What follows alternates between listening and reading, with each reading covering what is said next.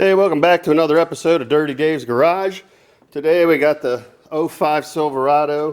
Going to be doing a little brake upgrade. Got some slotted and drilled rotors we're going to put on the front. And some heavy duty brake pads. I have bought a new trailer and I'm beefing up my braking system. The trailer has brakes too, but it's going to be hauling a lot of weight. We're going to haul our motorcycles around in it occasionally. And I wanted to make sure we could stop. So we're going to go through the process, show you where we're at right now. Already got the wheel off. And if you'll notice, these rotors have a little torque screw, I guess, holding them in. So I put a little penetrating oil on there just to creep in to make sure they're going to come out okay. I'm going to get the torque size for you in a minute. Then we'll remove the calipers and the bracket here, so we could pull the old disc off and put the new one on. So we'll be right back.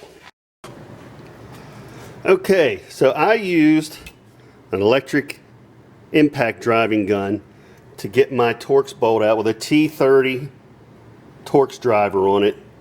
I had pre-treated it with some PB Blast or something like that, or Croil, and it got it right out. So I was really worried. I've had these strip out on me before and had to drill them out, but whatever you do, make sure you're using the right size. On mine it was a T30. Hopefully yours should be the same. And be careful not to strip it out or you're going to have fun drilling that thing out. It's a pretty thick screw. You can see it's got some girth to it.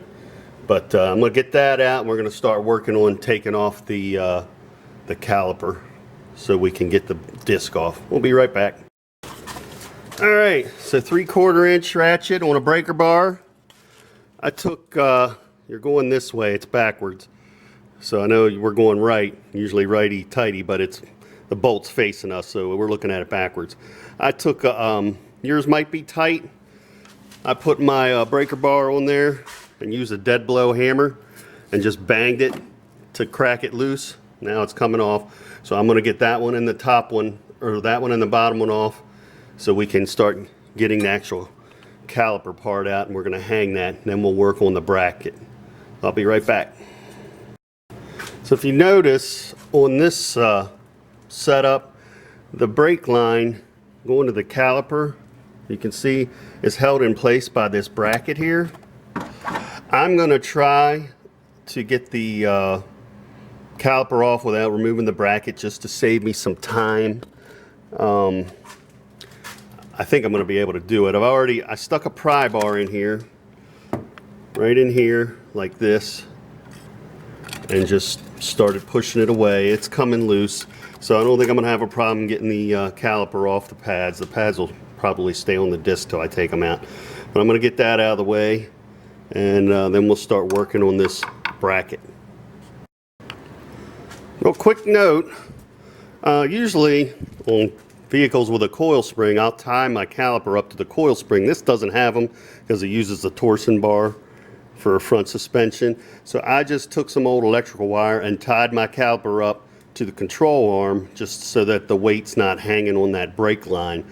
But hopefully that'll work. We're going to have to push our brake calipers back in, so I'm going to grab a tool to do that. This has a dual piston caliper, so hopefully they'll go in no problem together. But I'll show you how I do that in just a second. Alright, so just a heads up, getting the bracket bolts off, I used a breaker bar, 3/4 inch, with an 18 mil socket, and I had to use a long cheater pipe to break them loose. I mean, they were on there tight. There's a lot of rust on this. That didn't help, but once I cracked them, they're coming loose now, so I'm just going to grab a ratchet and bring them out the rest of the way.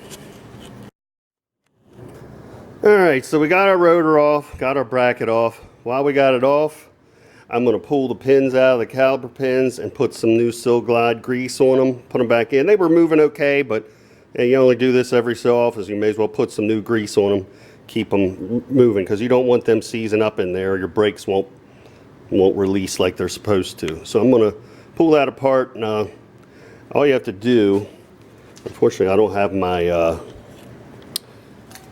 my tripod set up. I'm just going to kind of freehand show you here. You just gently work these bolts out of this little boot. They just slide over the lip on this end. Pull them out. I'd spray them off with some brake clean. You can see they're kind of dirty. We'll spray it off with some brake clean, wipe it down, and then put some fresh Sil Glide on it, which is a synthetic lubricant, and we'll put them back in. So I'm going to do that to both sides. So I'll be right back. Okay, so I pulled my pins out.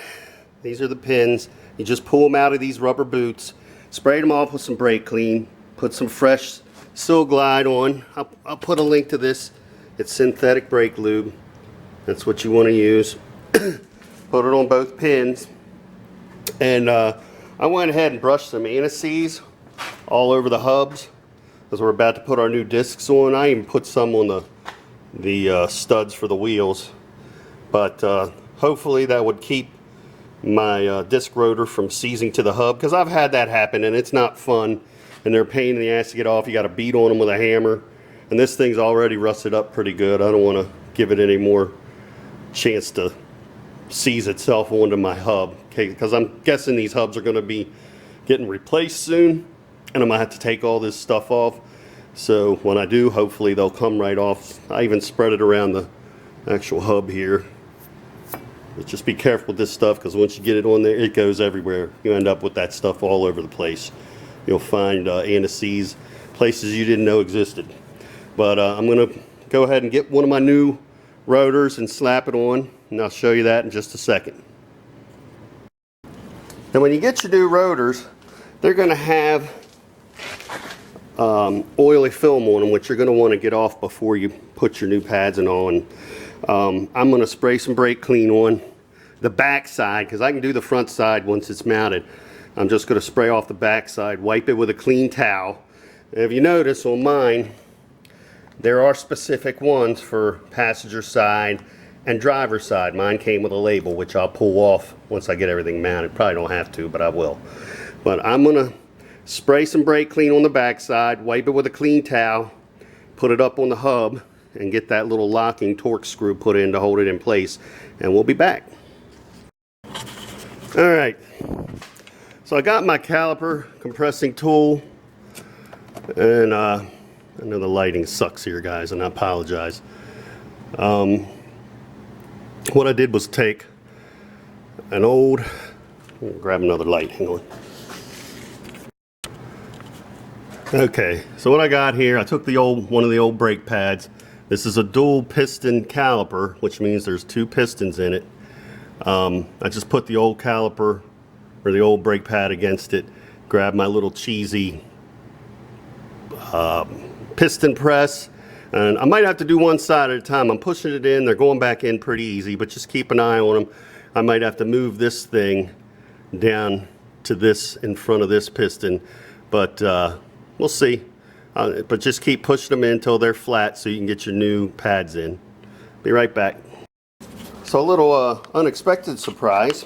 My new Power Stop brakes came with some lubricant and also has instructions on where to apply the lube.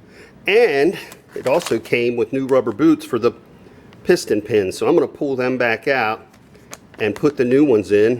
Hey, I'm going to use them. They're nice new rubber boots. So I'm going to pull these pins back out, pull the old brake hardware out, these clips, put the new ones on, and get them all lubed up and ready for the new pads, and I'll be right back. Okay, so we got our bracket back on. I skipped the boots. My boots are in good shape, and I wasn't sure how to get these out. Most of the time they usually just pop out, but these have a little collar on them, like I showed you in the package. And the ones in there are just a little bit different. I think they have the collar, but they look like they're mounted a little differently. So I didn't want to risk tearing it and not being able to put my calipers back together. So next step is we're going to put our lube on in the spots indicated on the packaging, and then we're going to slide our new pads in. I'll be right back. Alright, so we got our new pads loaded in, and get back here a little bit. Again, we greased the points in the new clips where the ears slide in. top and bottom. And you're also supposed to put lube on the back of each brake pad. They didn't give you much in that little pack I showed you, so I'm just going to spread some of my Sil Glide on here. Just a thin film. You don't need to glob it on, just so your pistons don't get stuck to it, and you know everything moves. So I'm going to put a little bit of that on, then we're going to put the caliper back on. I'll be right back. All right, so the caliper went back on, no problem. Put the two 19 mil screw bolts in, tighten them up. New pads are in, new rotors are on. All I gotta do is put the tire on, do the other side. Now to break these in, when you first drive them, you wanna start out, get up to about 20 miles an hour and just slowly press your brake pedal. Do that twice. After you stop the first time, get her back up to 20 miles an hour, slowly put the brake pedal on. Then go up to about 30, put the brake on a little bit faster, and do as many times as you can, you know, at least 4 or 5 times to seat the new pads into the new rotors and bed them in. And that's it. And you've got some upgraded stopping power on your Silverado or other GM truck of this nature. So, till next time, we'll see you later on Dirty Dave's Garage.